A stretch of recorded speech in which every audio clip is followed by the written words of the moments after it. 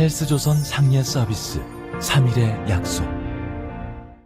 네, 여러분 안녕하십니까. 어제 조선일보가 수습기자 9명을 뽑았습니다. 새내기 후배가 들어오면 수습기간 중에 선배 기자가 귀에 못이 박히도록 여러 훈련을 시킵니다. 그중 하나가 이런 것이 있습니다. 한 사람이 죽는다는 것은 우주와 맞바꿀 만큼 사연이 있다는 뜻이다. 네, 수습기간 중에 맨 처음 가장 중요하게 맞닥뜨리는 것이 변사 사건, 살인 사건, 자살 사건, 이런 어떤 죽음과 관련된 기사일 때가 많습니다. 어젯밤 우리는 잠자리에 들기 직전에 아주 충격적인 사건 하나를 접하게 됐습니다. 더불어민주당 이낙연 당대표실 부실장 54살 이모 씨가 어제 3일 오후 9시 15분쯤 서울 서초동 서울중앙지법 인근에서 숨진 채 발견됐습니다. 경찰은 이 씨 스스로 목숨을 끊었을 가능성이 크다고 보고 있습니다.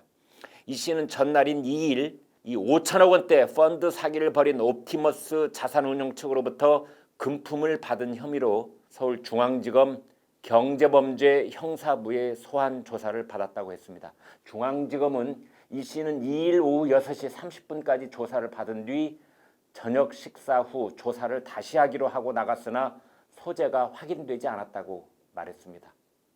이 검찰은 이 사람이 옵티머스의 김재현 대표 측으로부터 이낙연 대표의 여의도 사무실 보증금을 받았다는 관련자 진술을 확보하고 수사 중이었습니다. 또 서울시 선거관리위원회는 옵티머스 측이 이낙연 대표의 종로 사무실에 복합기 대여료를 대신 내줬다는 혐의, 그리고 이 대표 사무실에 1,000여만 원 상당의 가구와 집기를 제공했다는 혐의 등으로 이 씨를 검찰에 고발한 상태에 있었습니다. 정리해드리자면 1. 이낙연의 사무실 보증금 대납. 2. 이낙연의 복합기, 즉 인쇄, 복사, 팩스 기능이 다 있는 기계를 말합니다. 이낙연의 복합기 대납. 3. 이낙연 사무실에 1,000만 원 가구 제공 등입니다. 이 사람이 해온 일은 정치인 이낙연이 전남지사를 할 때부터 10여 년 동안 그의 공적인 살림살이를 도맡아온 집사 같은 역할을 한 것으로 보입니다. 이 사람이 걱정하고 있는 비리 혐의가 사무실 보증금, 복합기 대납, 1,000만 원 가구 이 정도뿐일까요? 아니면 이것은 빙산의 일각에 불과한 뿐이고 국민도 언론도 모르는 더 추잡한 고구마 줄기가 땅속에 묻혀 있는데 검찰이 드디어 손을 대기 시작했다는 절박함에 몰려 있었던 것일까요? 어둡고 길고 긴 비리 의혹의 터널 입구에서 검찰이 더 이상 들어오지 못하게 혼자 몸으로 막아선 것일까요? 고인이 혼자 짊어지고 가겠다는 뜻일 수도 있습니다. 숨진 이 씨는 2014년 이낙연 전남지사 후보 측에게 당비 대납 사건이 벌어지자 그 혐의를 혼자 감당해서 실형을 선고받고 복역까지 한 사람입니다. 다시 말해 이낙연을 위해 징역까지 살았던 사람입니다. 그런 사람이 이번에는 내가 입을 열면 이낙연 대표는 물론이고 집권 여당이 무너질 수도 있다는 절박함 속에서 혼자 모든 것을 떠안고 가겠다는 뜻일 수도 있습니다. 그러나 많은 국민들은 동의하지 못하실 겁니다. 이 사람은 올해 54살인데요. 자녀들은 어떻게 하라고? 자녀들보다 더 큰 가치가 도대체 무엇이 있을 수 있다는 말인가 하는 생각도 들 것입니다. 나라를 구하는 일도 자녀의 미래와 맞바꾸려면 쉽지 않은 일인데 이 사람은 목숨을 버리고 말았습니다. 그렇다면 도대체 왜 이런 일이 벌어졌을까요? 댓글들 중에는 이낙연 대표의 최측근이 극단적 선택을 한 것을 계기로 왜 집권 여당이 라임 사태, 옵티머스 사태에 대한 검찰 수사를 한사코 막으려고 했는지 이제 조금씩 이해가 된다. 그런 반응이 많았습니다. 얼마나 구린 데가 많았으면 그랬을 것인가 하는 이 합리적인 의심들이 폭발하고 있는 것입니다. 또 어떤 댓글들은 이모 씨가 극단적 선택을 당했다. 그런 말로 상황을 이해하려고 했습니다. 이 사람의 선택은 자신의 선택이 아니라 그럴 수밖에 없는 절박한 상황으로 몰려서 타인에 의해, 타의에 의해 그 길을 갈 수밖에 없었다고 봐야 한다는 뜻입니다.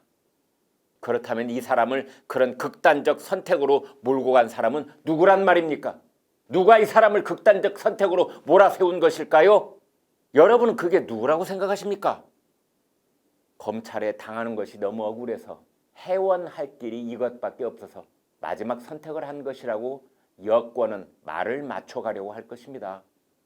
그러나 그는 슈퍼 집권 여당의 당대표를 모시고 있는 실세 중의 실세라고 할 수 있는 인물입니다.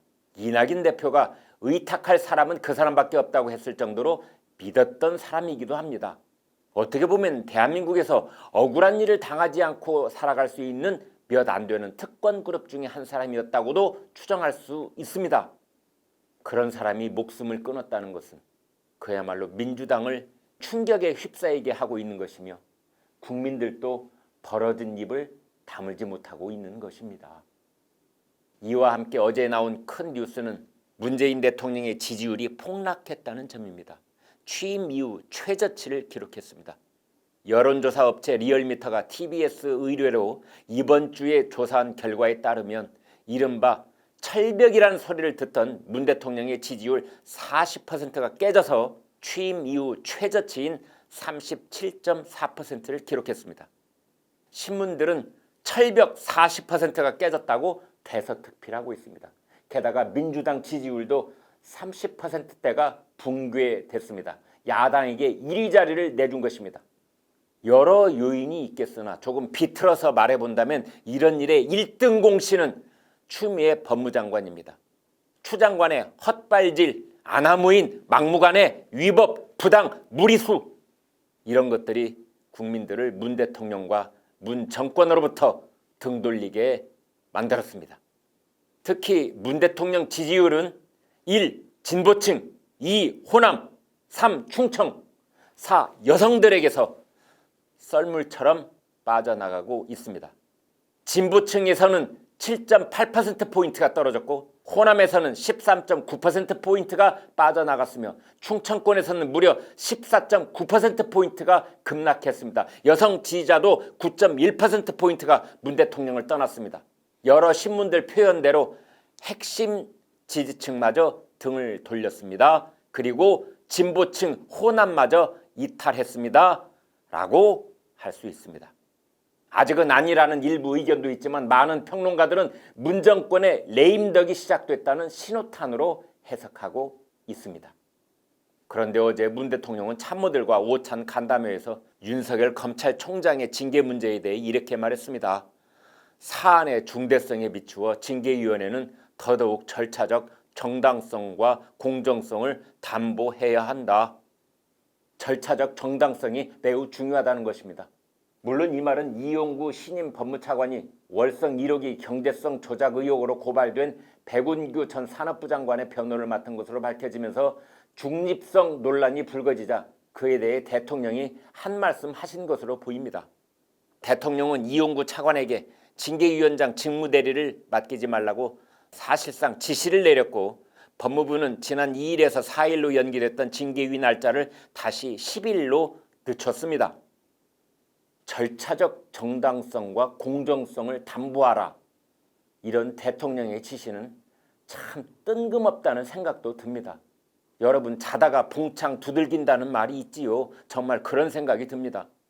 추미애 법무장관이 윤 총장의 직무정지와 징계 청구를 전격적으로 발표한 날이 지난 11월 24일 오후 6시입니다. 그 후 9일 만에 대통령이 절차적 공정성을 말하고 있습니다. 어디 달나라 여행이라도 다녀오셨냐고 묻고 싶은 심정입니다. 아니 그때는 추 장관의 행태가 말도 안 되는 무리수라는 것을 정말 몰랐을까요? 그냥 추미애 장관의 행태를 보고 있다가 대통령이 홀로 불현듯 깨달았기 때문일까요?